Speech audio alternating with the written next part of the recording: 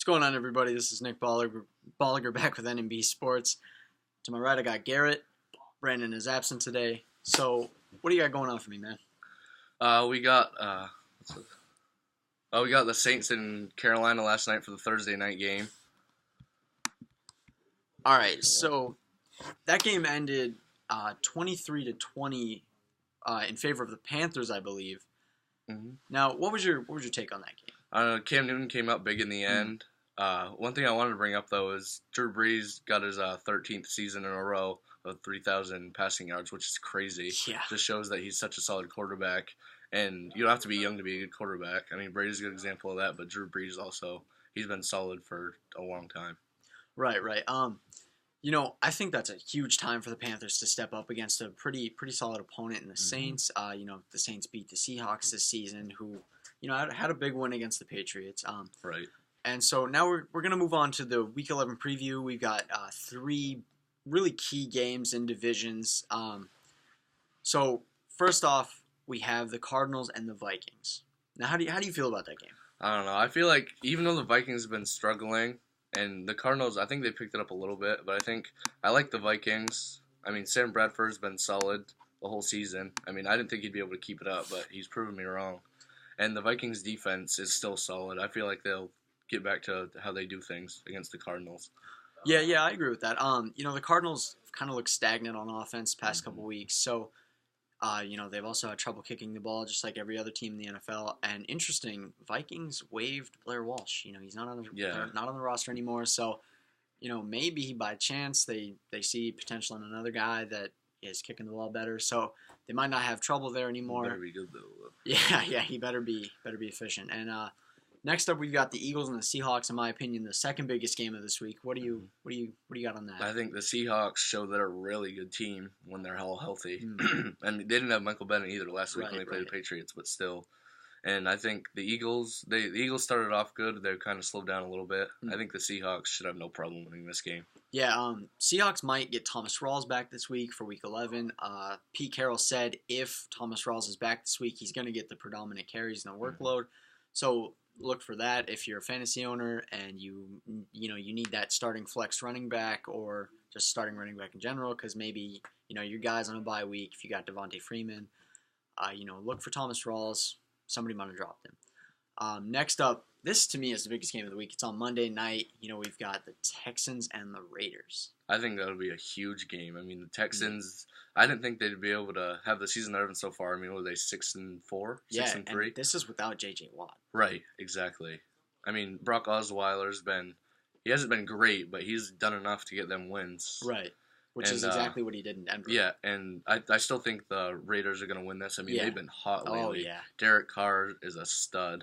I mean, he has so many options, and even if he didn't, I mean, he's still a really good quarterback in my opinion. Right, and they're coming off a bye week, so they've had 2 weeks to rest up and prepare for the Texans. Without J.J. Watt, I think that's going to be big the way the Raiders play. They stack that box with 6 offensive linemen to protect Derek Carr or let Latavius Murray run.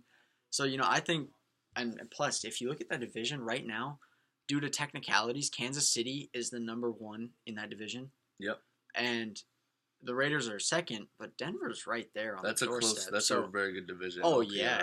Every team is, I think Denver's at 6-3, I believe. I think so, yeah. And then the Raiders and Kansas City are both 7-2. Those are all good teams. The Raiders have to win this game and have to hope that Kansas City can take Denver out and let them take that number 1 spot. In my opinion, the Raiders are going to end up with this division. I agree.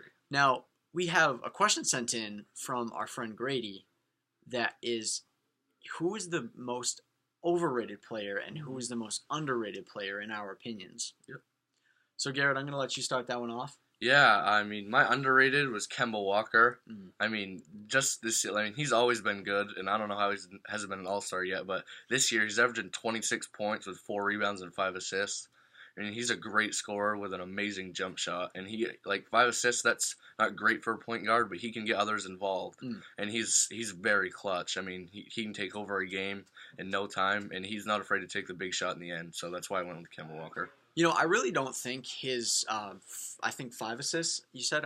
Yep. I don't think they tell the story of how good of a passer he is. I mean, Right. he might not make the final pass like the Russell Westbrook or the James Right. Harden, but I think he moves the ball Yeah. more efficiently to, Yeah. to teammates and gets the ball moving side to side more Yeah, than I they do. agree. And he has some skilled big men to throw down too. Right, right, Frank he does. Kaminsky's young, but he can shoot. Oh, and he's yeah, good he's around the basket. Got a lot of potential And too. what is it, Cody Zeller? I Yes, think. yeah, Cody Cody Zeller Zeller. he's actually good around the basket also. Right. So. And my underrated was Julius Randle. A guy that he got a second triple double this year. He's been a monster for the Lakers. He averages 14 points per game, 9 rebounds, so almost a double double, and 4 assists from that power That's forward very spot. good Is for a pretty big efficient. Yeah. So that's who we've got there. And so our overrated. You've got a pretty controversial one here. I do. I mean, I'm not sure if most people might disagree with me, but I think mine's LaMarcus Aldridge with the Spurs. I mean, even though I don't think he wants to take a step back in San Antonio because Kawhi is the number one option there, and he will be. But he averaged 24 and 11 in Portland, and I feel like he can be 22 and 10 or 11 in San Antonio. So him at 18 and 7 rebounds this season, that's underperforming, and that's why I went with him at the overrated. Right, and that might also play into the fact that he's not happy there. Right. There were He's reports expressed early that in the too, season also. that he wants to leave, that he wouldn't mind being traded. So, I think that might have a little bit to play into it. And, I really like that bold prediction or that bold pick there. And I'd have to agree with you. Mm-hmm. And my overrated was Zaza Pachulia for the Golden State Warriors. He was supposed to come in and be the budget Andrew Bogut. Mm-hmm. They freed up the cap space by trading Andrew Bogut and Harrison Barnes to the Mavs, and they've both been fantastic. Yes, they've been both played really good for them. And Zaza Pachulia has, been lackluster. You got a guy that's 6'11" or 7 foot. He is strong too. He's a solid center. And he's averaging 5.4 rebounds per game in a team that shoots a lot of shots. They're a volume shooting team, and Klay Thompson's only shooting 32% from three. Right, so that's a bunch of misses that you can get. And Steph shoots a lot of threes. I mean, he shoots a good percentage. Yeah, against the Lakers, he missed 10 3-pointers. Right, That should be 10 rebounds right there. Yeah. So and totally plus, they're not a fantastic defensive team, but they'll contest a lot of shots. Right. And he's not a shot blocker, but I think he does do a good job on the defensive end. Yeah, he can alter a shot. He hasn't shown us the rebounds and points, but I think he's done solid on the defense right. side. But it's those offensive and mainly the rebounding stat that really gets me. I think he should be double-digit rebounds to me. Easily. I mean, if a guy like Julius Randle, an undersized power forward, can grab 9 per game, a 7-footer can do it. Right. Now we're gonna move on to the biggest draft bust in history. That was also sent in by Grady, by the way. Yeah, that was another question by him. So I'm again gonna let you start off. Yeah, I mean, mine's Adam Morrison. I'm not sure if many of you guys know who that is. He was drafted. He played in Gonzaga in college, and he was supposed to be a great stretch four. One of the stretch four was starting to come into the league. There was a few, but he was supposed to be he could knock down threes. He was a great player in college, and he was a third pick in the draft. And I think it was 2006 draft. Yeah, I believe so. And he ended for his career. He averaged 7 points, 2 rebounds, and an assist. To me, the third pick, you want him to be your franchise player in the future. Yep. And averaging that, that's a complete disappointment. Yeah, I mean, your third pick should be a guy who can take over. We've seen it already. Right. A guy in the past, Joel Embiid. He was out 2 years. He comes back, and he's dominating right now. And he was the reason they were in that game with Oklahoma when they played. He was hitting turnaround faders over Steven Adams. And even his teammate Jahlil Okafor, another guy that's he's been influential and where they're gonna go. He's been very good actually. At Karl Anthony Towns in recent times, guy, he's just dominated. So that's a little bit of what you're saying. He should have been a guy that could take over, and he wasn't at all. Right. And so mine is more even more recent than that. In the, I believe, 2013 draft, Anthony Bennett was taken number 1. And now, I'm from Las Vegas. By default, I'm a UNLV fan. I obviously respect their program. But Anthony Bennett, he was good in college, but he wasn't fantastic. A guy that should have dominated rebounds and dunked on several defenders. He's big, too. Yeah, and he's generally athletic in college before his injury coming out after the draft. He put on a lot of weight after that. Yeah, he did. He had that surgery. Right. put on a lot of weight, and then he started to slim down a little bit. But like he was the number one pick for Cleveland in obviously a down year if they got the number one pick, and he averaged 12 minutes a game. Through his career, he's had a very lackluster 4.3 points per game and 3 rebounds and less than 1 assist. Yeah. Like you see a guy like Julius Randle who. That's a good comparison. Oh actually. yeah, they're similar very in size. Similar. Yes. Bennett's an inch shorter in measurement. I think he probably weighs more now, doesn't he? Yeah, he probably weighs more, but like he has more range shooting than Julius Randle. But Julius Randle, like in terms of athleticism, they were the same coming out of college. Yeah, they were. Julius Randle broke his leg and came back, and he looks very good. Still is more productive than Anthony Bennett. So Anthony Bennett, the talent's there. It's just I think the motivation.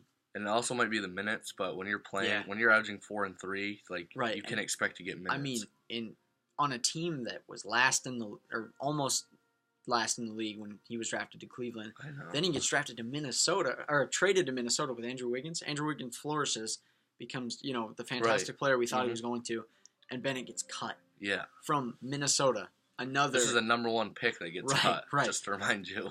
And then that year they also get the next number 1 pick. Right. So like he's just been absolutely disappointing. Nerlens Noel should have been, or Victor Oladipo really should have been the number 1 pick in that draft. Actually, you know who else was in that draft? Giannis Antetokounmpo. Yeah, he's first. I mean, like those guys got taken. I don't think Anthony Bennett's not even in the lottery now in that draft. Probably. I mean, there's plenty of other players that do better than him. But yeah, Giannis I don't even really think Anthony Davis should have been. I mean, obviously then he should have been taken high, but now if you look at it, I wouldn't even have taken him. He's on the Nets now and barely plays on the Nets. Yeah, exactly. Right. All right, so the next one is a little bit more of an opinion-based thing. We have the biggest prospect over the next 1 or 2 years, really. Yeah.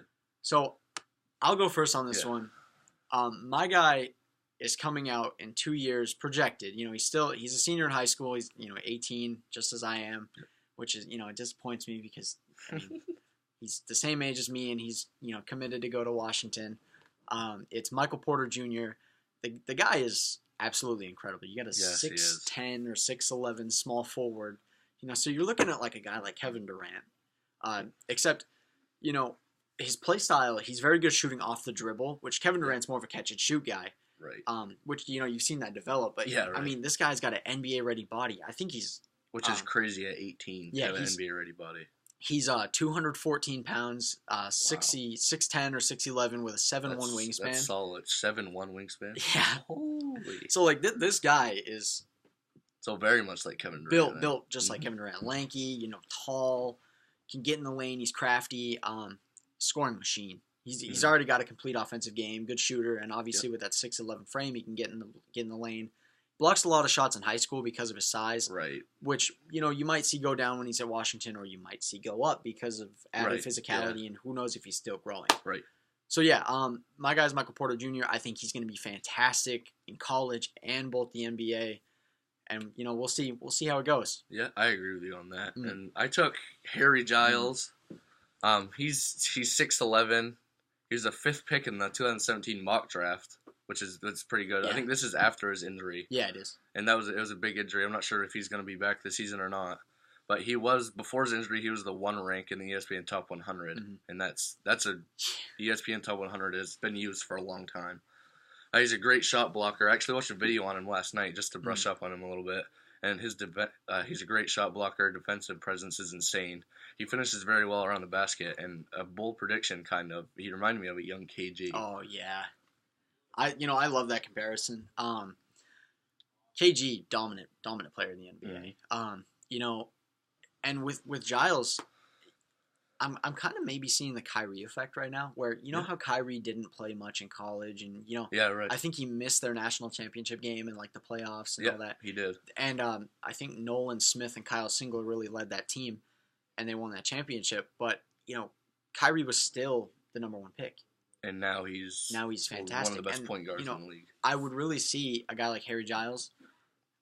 I see the same kind of thing there. Yeah. A fantastic player that would fit in a system like the Lakers, where they like a little bit smaller guys, but that just go out and work hard, and his athleticism allows him to block shots. So I Yep. think he'd be a great fit in the NBA. Yeah.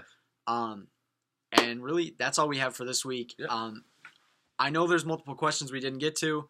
That's because we had a little bit of complication. Brandon Rowe couldn't be here this week, and we wanted him to be in on the whole debate of all that. Right. And he had a lot of good information. So we will get to those next week. And again, please contact us with any question that you have. We'd be more than happy to get to it and debate. And that's all for this week. We'll catch you next time.